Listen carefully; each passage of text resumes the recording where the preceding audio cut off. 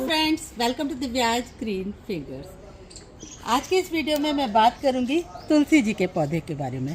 तुलसी जी में कहा जाता है लक्ष्मी जी का वास होता है और इसीलिए ये पौधा हर घर में लगाया जाता है। इसकी आध्यात्मिक, आयुर्वेदिक और सभी तरह की मान्यताएं बहुत अधिक है। ये एक पेरिनियल प्लांट है, लेकिन आमतौर पे होता ये है कि तुलसी जी का पौधा सर्दी के सीज़न में ख़राब हो जाता है कई लोगों का।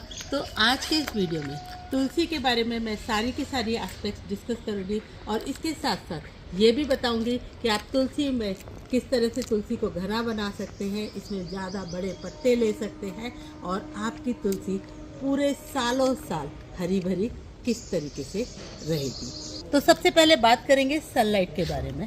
तुलसी जी फुल सनलाइट का पौधा है, तो इन्हें अच्छी तरह से पनपने के लिए करीबन 4 घंटे की कम से कम धूप की आवश्यकता होती है, फुल सनलाइट। तो आप अगर फ्लैट वगैरह में रहते हैं तो तुलसी जी को ऐसी जगह विराजित कीजिएगा जहाँ की इसे ज़्यादा कम सनलाइट मिल सके।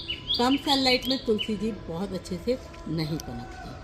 मान्यता अनुसार तुलसी जी में जल चढ़ाने की परंपरा है, लेकिन जल की जहाँ तक बात है तो पानी आपको तभी देना होता है जब मिट्टी की टॉप लेयर सूख जाए। यानी कि आप उंगली घुसा कर देखिएगा मिट्टी में, और अगर 1 इंच तक पोरों में मिट्टी चिपक कर आ रही है, इसका मतलब आपके पौधे को पानी देने की आवश्यकता नहीं है।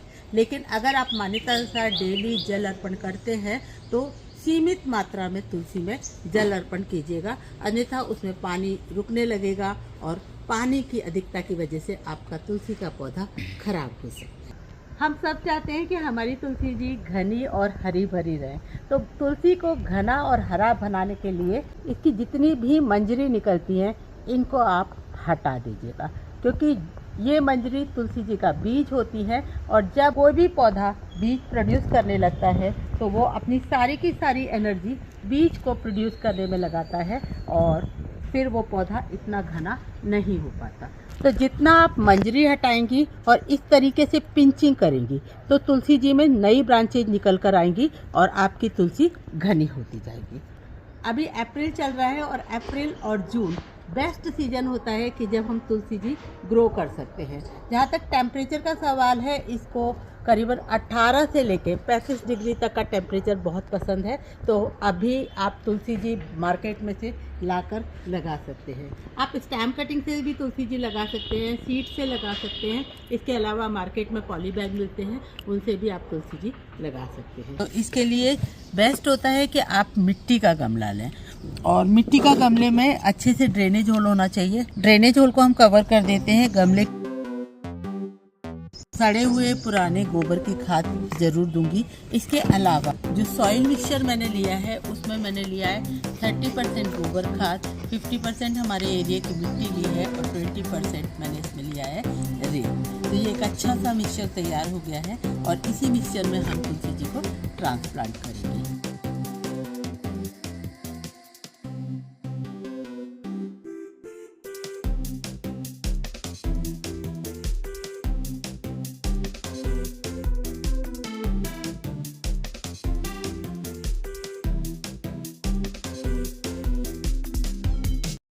इसे आप बहुत श्रद्धापूर्वक लगाएं। तुलसी जी में आमतौर पे 3-4 समस्याएं देखने में आती हैं।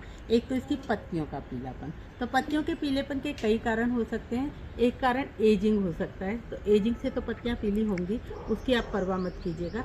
लेकिन कई बार पानी की अधिकता की वजह से भी तुलसी जी की पत्तियां आपकी पीली पड़ने लगती हैं, तो ऐसे में आप उनकी वाटरिंग को कम करिएगा। कई बार पीलापन पत्तियों का न्यूट्रिशन की कमी की वजह से भी आता है, तो अगर ऐसा लग रहा है तो आप गुड़ाई करके और 1 मुट्ठी, अगर 8 इंच का गमला है तो 1 मुट्ठी गोबर खाद दे दीजिएगा और अच्छे से सिंचाई कर दीजिएगा, तो आपकी तुलसी की पत्तियों का पीलापन कम हो जाएगा।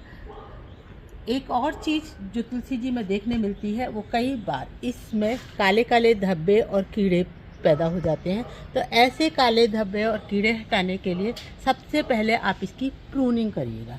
जो भी आपका ख़राब वाले पत्ते हैं उनको हटा दीजिएगा, क्योंकि वो दोबारा सही नहीं होने वाले। और जैसे ही आप इसकी सॉफ्ट प्रूनिंग करेंगे उन पत्तों की, तो इसमें नया फुटाव आएगा। और इसके साथ साथ बाज़ार में नीम ऑयल मिलता है, 1 लीटर पानी में 1 चम्मच नीम ऑयल डालकर आप इस पर रेगुलर बेसिस पे हर 3-4 दिन के बाद स्प्रे कीजिएगा। तो कुछ दिनों में आप देखेंगे कि आपकी वो समस्या ख़त्म हो गई है और आपकी तुलसी जी पुनः हरी भरी हो गई है।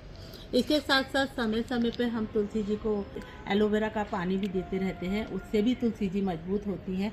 और कोई इन्फेक्शन वगैरह हो जाए तो थोड़ी सी 1 चुटकी हल्दी का पानी भी आप हफ्ते 2 हफ्ते में एक बार तुलसी जी को दे सकते हैं। तो उससे भी आपकी तुलसी हरी भरी और स्वस्थ रहेगी। कभी कभी ऐसा भी होता है कि तुलसी जी का हरा भरा पौधा अचानक से सूखने लगता है। तो वैसे ये अच्छी बात नहीं है, लेकिन इसके कई कारण हो सकते हैं। अगर आपका पौधा भी अचानक से सूखने लगा है तो एक बार आप देखिएगा उसे निकाल कर कि उसकी वाटर लॉगिंग तो नहीं हो रही है।